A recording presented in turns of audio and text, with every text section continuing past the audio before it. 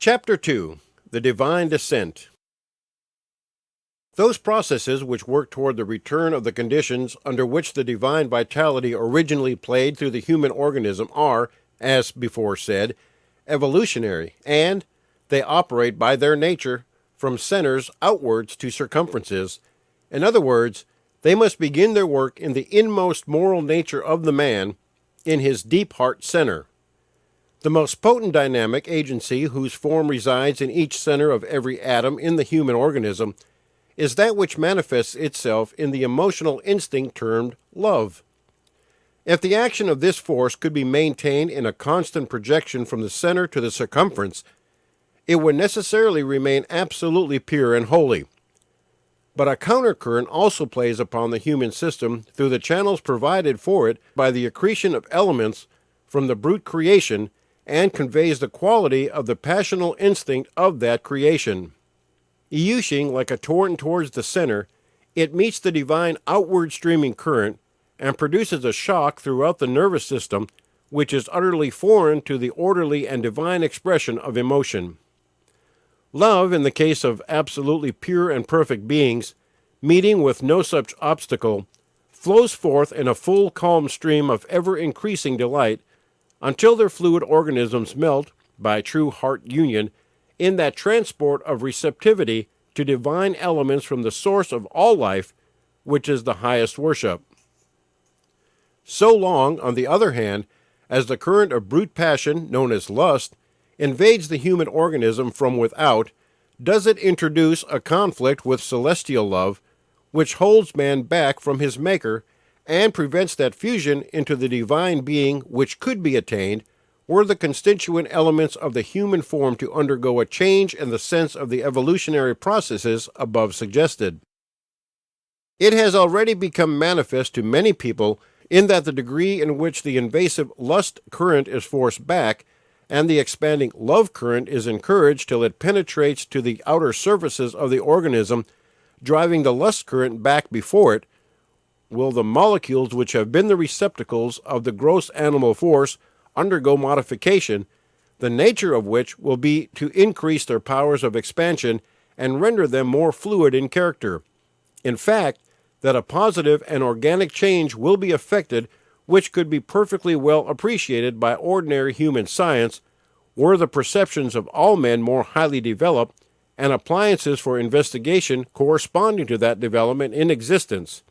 Experience also begins to indicate that man can only approach again the primal mystery that has veiled itself since prehistoric times, the mystery of the nature of God,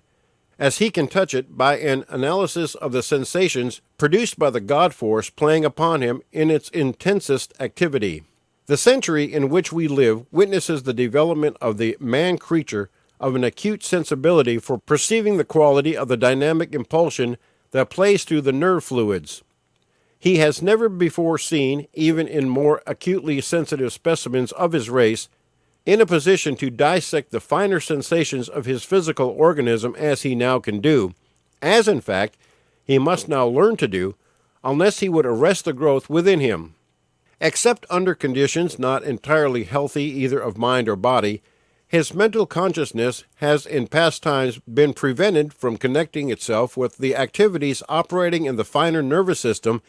and these operations have not therefore, as a rule, become actual sensations, but the protection against such sensitiveness is gradually,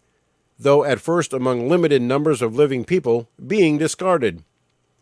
More and more among these, however, the mysteries of the life movements in the inner forms of the organism surge up to the consciousness and, inversely, the deep or strong emotions which they have previously classed in regions disconnected from the material body, reveal their identity with subtle vibratory forces that act on sensitive particles of the human atomic system.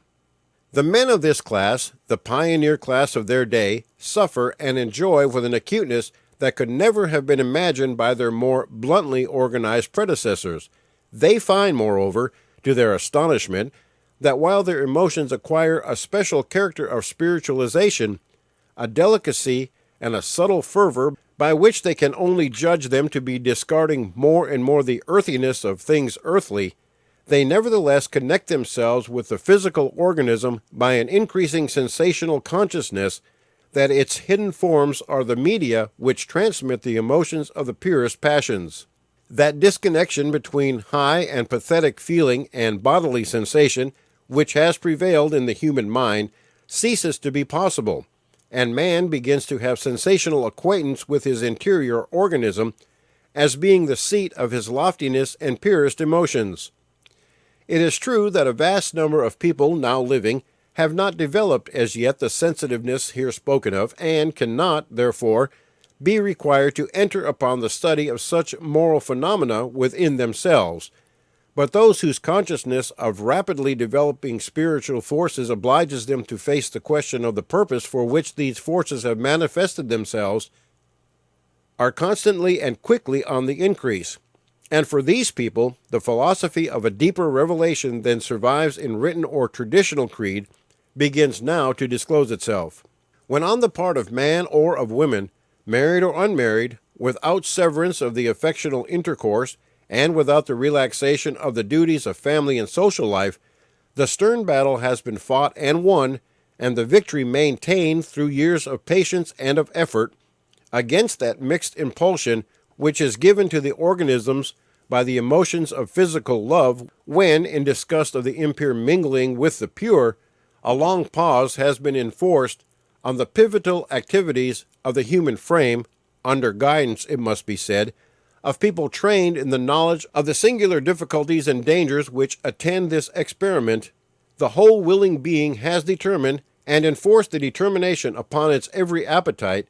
that it is better to arrest a mixed development of good and evil than to be led into fruitions which debase as much as they can elevate. It is found at last that a new class of mighty passions begin to play upon the tabula rasa of the inmost affectional sensitiveness. With a spontaneous upheaval, the being strains towards a God, known or suspected, personally or impersonally conceived, and fails not, at one time or another, to perceive that its groping tentacles receive a thrill which transmits itself throughout all the atoms of its structure. Well and happy for a man if this claim to become the medium for the moving force of the divinity receives a speedy conscious recognition, for he then begins to know that he is fed and to apprehend what a fuller satisfaction might be. Well for him, nevertheless, if, from many causes which will be hereafter made clear, he cannot at once have the sensation of the response. It will be the more complete when he does. But whether it be sooner or later, whether it be in youth or in old age, what happens when by such training as has been suggested, the man opens himself, purified to the reception of the divine elemental fire of sensation, is that he finds that its quality is of sex. The first pure passion is, as it ever was, the hunger for divinity, and for the delight of the vital current divine. And from the superabundance that this passion attracts into the soul organism of the man, issues all the procession of the untainted loves for mankind and the creation beneath him, by which divinity is to be served. There is no perfect safety in the presence of any passion that has not grown from, and does not depend upon, the passion for the divinity. This is why, in past times, before preparation for this high emotion had been consummated in man, so little of the sentiment of which he was capable could be permitted to approach any passional degree of intensity. Whenever emotion in the mixed condition of man's past immaturity has approached its intenser forms, it has always been found that its activity entailed danger to the body or to the mind. It has always tended to affect the equilibrium between the vital forces and the material organism, and in natures exceptionally open to the play of emotions, whether high or low, it has always been found necessary to exercise a strong controlling effort over these emotions themselves, while in the absence of the power to do so, a certain destructive effect has been produced upon the whole human mechanism. That silent evolution that has worked in the collective man has worked mainly in the finer matter beneath the animal covering of his services, and has only lately begun, and at first in solitary instances, and in little groups of persons, to properly and safely affect the distribution and cohesive qualities of this animal structure. Therefore, the processes of this evolution could not till now become sensible to him, but its work in the superincumbent atoms, changing their constitution, as will be seen, and bringing into the spaces that have been tainted by the corruptible flesh, atoms developed from the inner matter of the body's form, is bringing to these same surfaces the power to endure the acute and intense sensations generated by divine heat currents. Thus it becomes possible, at the end of a period whose beginning disappears in the infinite remoteness of lost aeons for the human body, in its external degree, to be once again conscious of the burning presence of God, and, now that presence approaches, offering itself for the tests that the external experiences of life apply to all that comes within their scope. It has become a physical presence, no longer sensible merely by a little tremor of devotion at the heart, no longer apprehended merely by a stern will effort in the reason, no longer deniable in the coldness of men with sensations limited to the services of their being, but advancing in this ripening period of human history through the whole structure of the man frame, from the deep layers of the central consciousness to its outer rapages, pervaded now by a new and more exquisite consciousness that reacts at last with full and unimpeded response to the impulse of movement which has thus permeated every living fiber. The immanence of God in man, so much asserted and so little felt, becomes now a physical fact, as physical as marital affections, as maternal emotions, as the ardors of heroism, as the tremors of alarm, as the pangs of jealousy, as the heat of rage, but more absolutely and unmistakably physical, and acting upon the surface with an intensity superior to that of any other known sensation,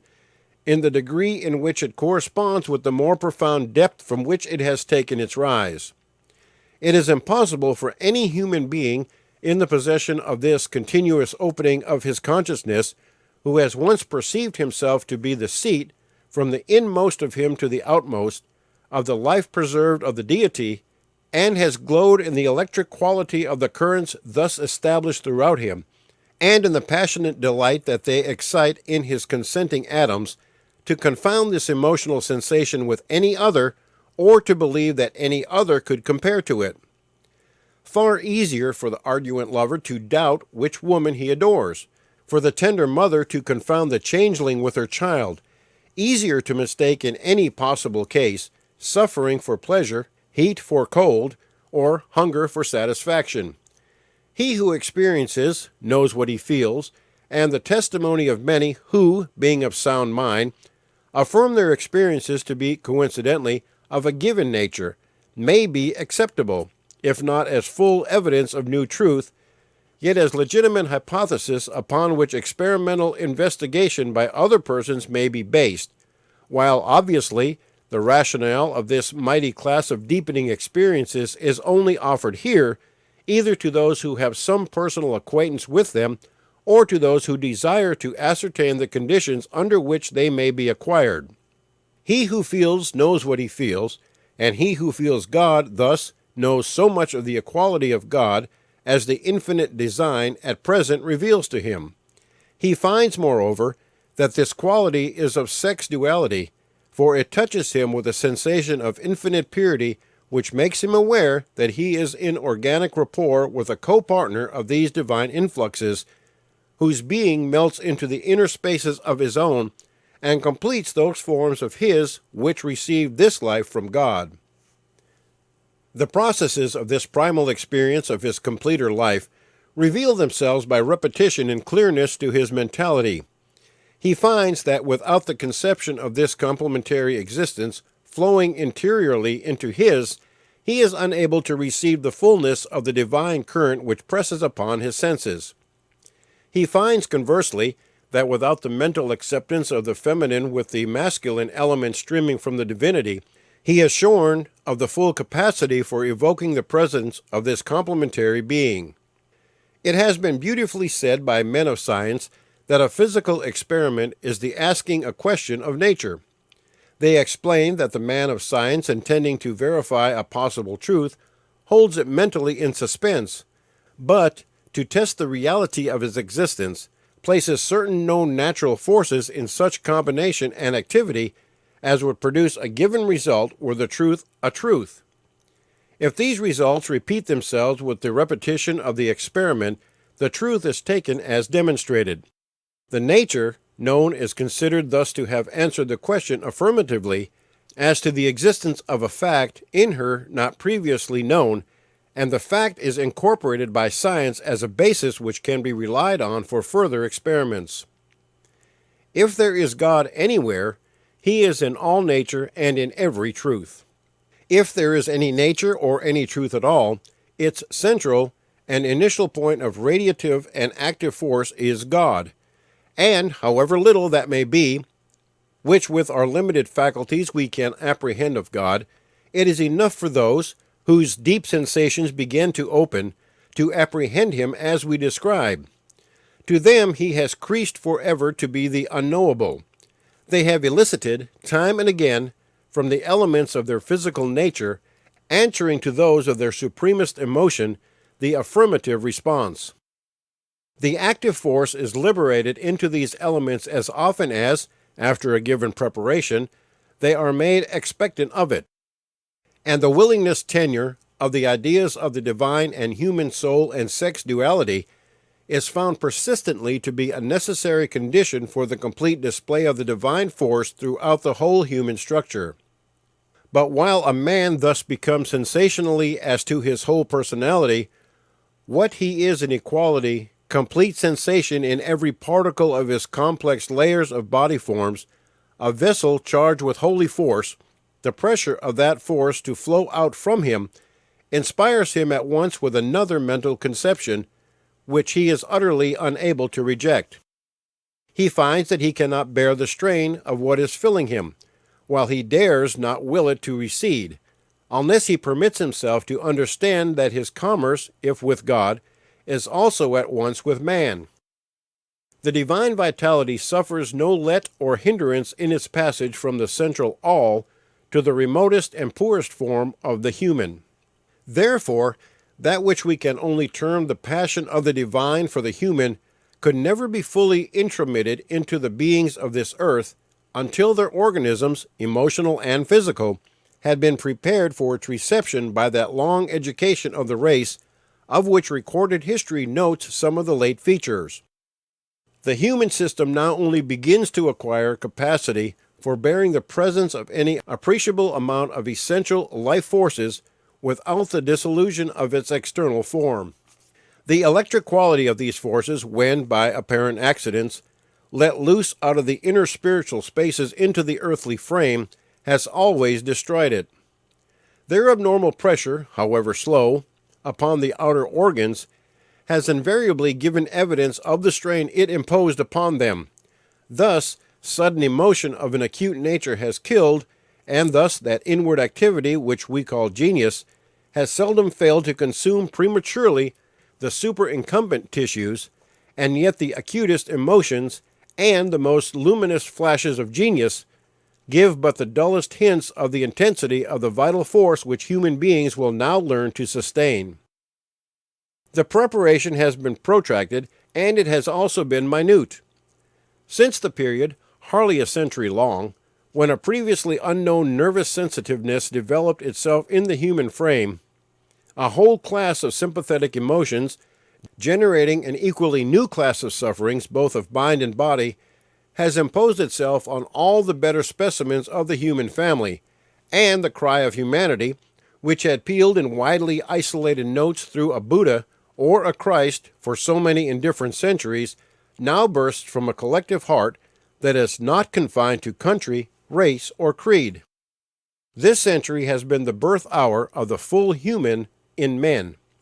They become ready now, without and within, for the presence of that God who comes announcing himself as Father and Mother, two in one, showing each human creature to himself as man-woman, and pouring forth through each in a passion for the collective man-womanhood of earth that will no longer be arrested nor denied. The moral and physical experience, both which generates and confirms the conviction that such are the central pivots of life's true philosophy, has bestowed itself spontaneously upon many earnest individuals, and will always do so. In others, its acquisition has required a preparation enforced by their conscious will act, because the services to which certain natures are destined require all training to be accompanied by a peculiar activity of the external degree of the will, and the path cleft by these amidst the mazes of 19th-century mental development and moral complication is a free passage open to all who feel impelled to follow. But whether the result has given itself or been achieved, whether the individual has simply held himself as willing for it or has painfully struggled for it, whether the waiting or the struggle has proved a matter of days or of decades, the accomplished result in recent years in the case of all those people who eliminate from life every desire and pursuit other than to become forms for the highest evolution at present possible for the human being, remains the same,